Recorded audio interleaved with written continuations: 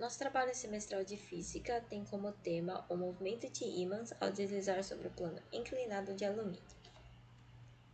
Os tópicos a serem apresentados são o objetivo, materiais utilizados, a teoria, obtenção de dados, análise dos resultados e conclusão.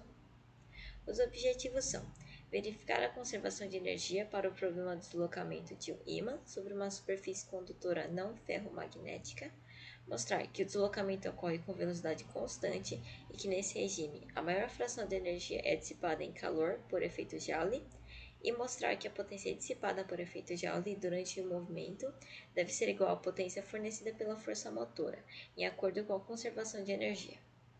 Os materiais utilizados foram um ímã, uma peça de latão, o sensor de movimento PASCO, a rampa de alumínio e o suporte para a rampa e o sensor.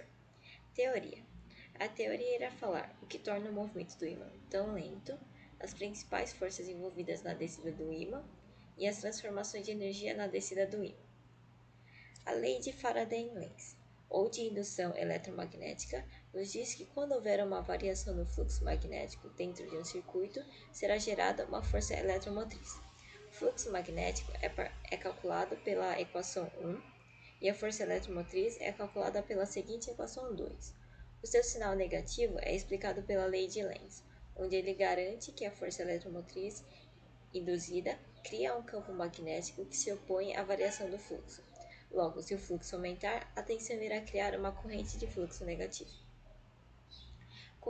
Corrente de Foucault é uma corrente elétrica gerada dentro de um material, quando o mesmo é submetido a um campo magnético variável.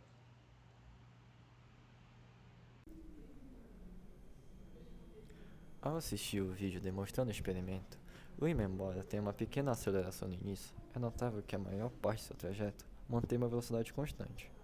Para explicar o motivo disso acontecer, é preciso entender alguns conceitos.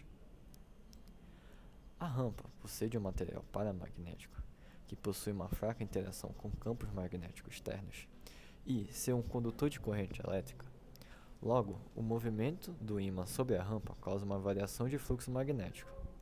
Assim, é gerada uma diferença de potencial por conta da força eletromotriz, produzindo corrente elétrica no alumínio chamadas correntes de Foucault.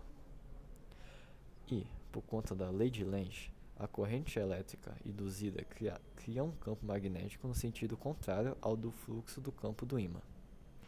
Isso ocorre devido ao princípio da conservação de energia. E, por conta da interação do campo magnético do ímã com a corrente de Foucault, é gerada uma força magnética e, utilizando a regra da mão direita, a força está no sentido entrando na placa de alumínio. As principais forças envolvidas na descida do ímã. A força dissipativa é uma força definida para anular a contribuição da força-peso na direção horizontal, uma vez que a somatória das forças será nula. O fato de a velocidade do ímã permanecer constante durante a descida implica que a força resultante é nula. Como qualquer força resultante causaria aceleração, implicaria que a velocidade não seria constante. Logo, concluímos que a força dissipativa é, em módulo, igual à componente da força-peso paralela à rampa. Força dissipativa é igual a massa vezes a gravidade vezes o seno de θ em relação à rampa, e a força normal é igual a massa vezes a gravidade vezes também o cosseno de θ em relação à rampa. Dando uma olhadinha no d-série do ímã sobre a rampa, percebemos que a força dissipativa tem o sentido contrário à descida, e que a força normal efetiva vai ter um sentido contrário, porém mesma quantidade, que a força-peso. As transformações de energia na descida do ímã.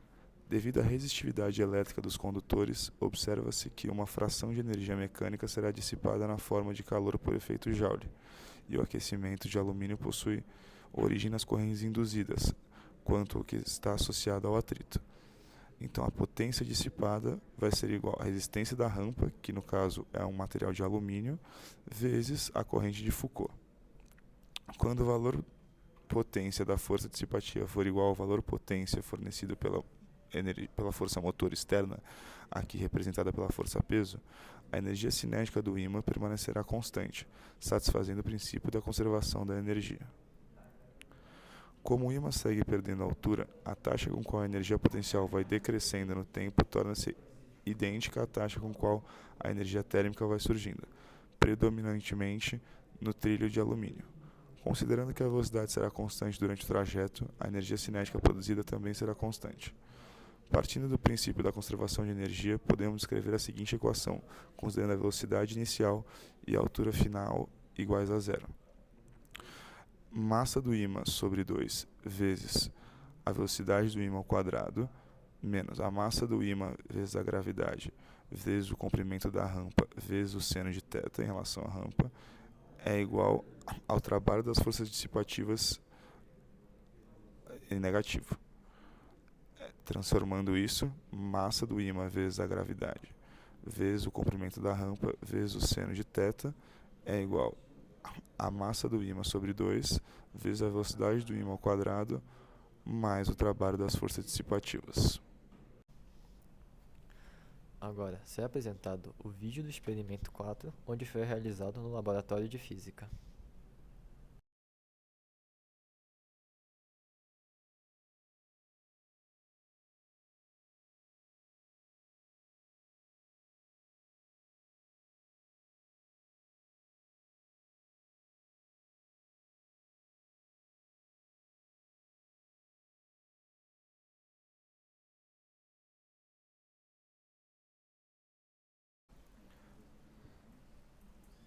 Resultados experimentais.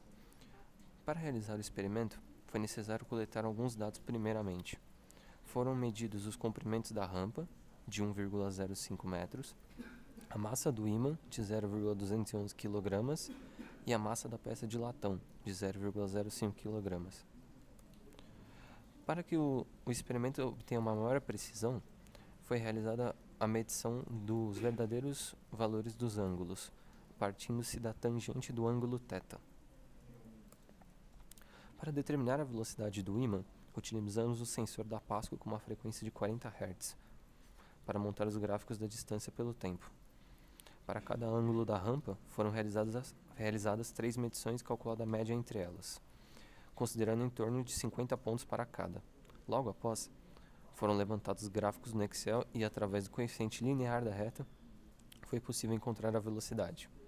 Além disso, também foi possível determinar a aceleração da peça de latão, partindo-se do mesmo princípio utilizado para o ímã, porém, utilizando um polinômio de ordem 2. Aqui estão as tabelas dos pontos para as 3 medidas para a inclinação de 50 graus. E aqui um comparativo entre os pontos nas 3 tentativas. Aqui as tabelas para 60 graus. E o comparativo dos pontos das 3 medidas, partindo-se de pontos iniciais diferentes. E o mesmo processo feito para os ângulos de 65 graus.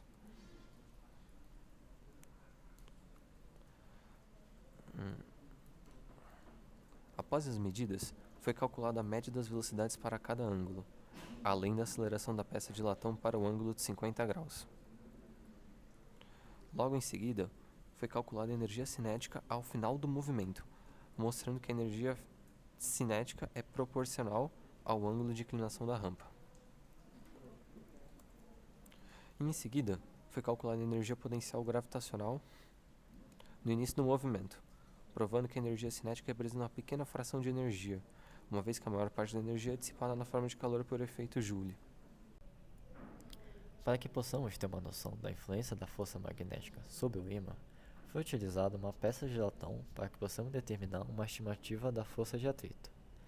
Fazendo o dessério do latão e utilizando a segunda lei de Newton, o valor da força de atrito estimada é muito baixa.